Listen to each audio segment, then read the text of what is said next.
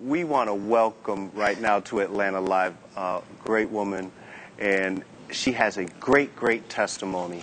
Please welcome, as she talks about herself being a pastor's wife and about children. Please welcome Sheilah Daws to Atlanta Live. Hi. Sheilah, thanks so much for coming. Thanks for having me. You're talking about some, you're going to share with us tonight about some very special people. Yeah. Children. Yes, children. And they are dear to our hearts. We see so many sad things that happen with children. But we thank God for you because you are a mom that encourages and a grandmom that encourages other moms and grandmoms. Yes. So talk to us about your ministry.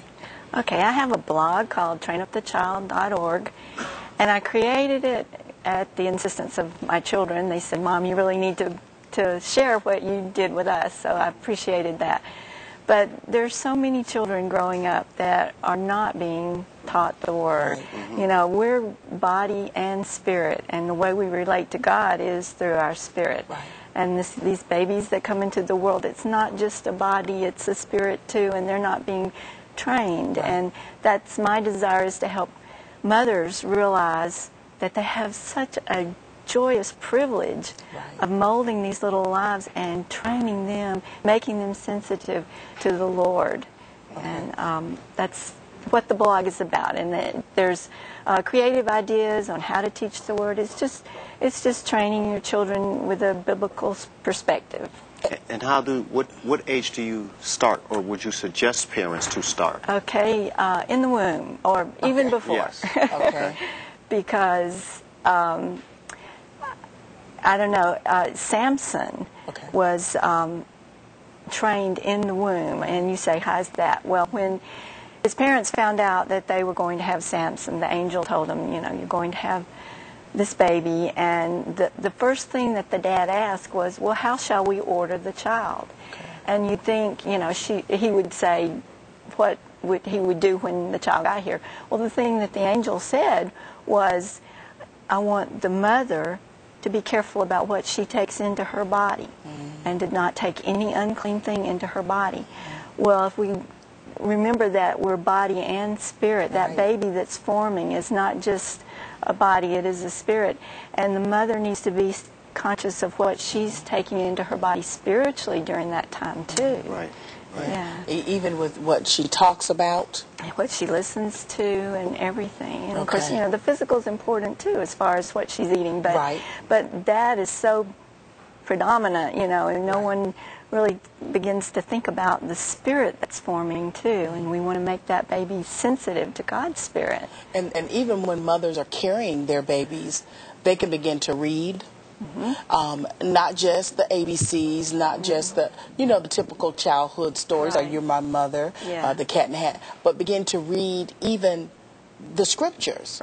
And even share it from the toddler perspective Bible and begin to read it but share the Word. How was it when you were raising your children? It had to be mighty effective because your children encouraged you to do this blog and share it. Well, it was just fun. Our house was always fun, and we made learning fun. And the Word was very prevalent, and that was my goal, was to establish God's Word in them. And each week we would take a different Bible verse and memorize that Bible verse, put it on the refrigerator, do some little creative art project to frame it or something, put it on the refrigerator, and then each day of the week we would have a different Bible story that reinforced that verse or something, and then we would sing songs about it, we would pray about it, we would do 5 activities that week that reinforced it. Like if we were talking about in everything give thanks, and we would write a thank you note to someone one day, or you know, we would take a thank you walk and just point out all the things that God has made and thank God for them. Wow. So doing this, did you find out, because the way it sounds that once you wrote the scriptures out and you acted on them. Once you acted on them and physically showed your children about the scriptures, would it make it more fun? Was it able for them to understand and get a better concept of what God? Yeah, I think so. And then I kept a spiritual journal of when they caught the concept or something. Like I remember we had been working on Be Ready to Share, and we were eating popcorn or something that night, and the youngest one started putting a piece of popcorn in front of each one, you know, and we said, oh yeah, John's ready to share, you know, good. And just reinforced it that way. And it's the thing is, you need, Deuteronomy says we teach as we go. We should teach as we go when we get up, when we sit down, as we're going. And that's a lot of teaching if you think about it, you know. And it's a lot of time spent with your children.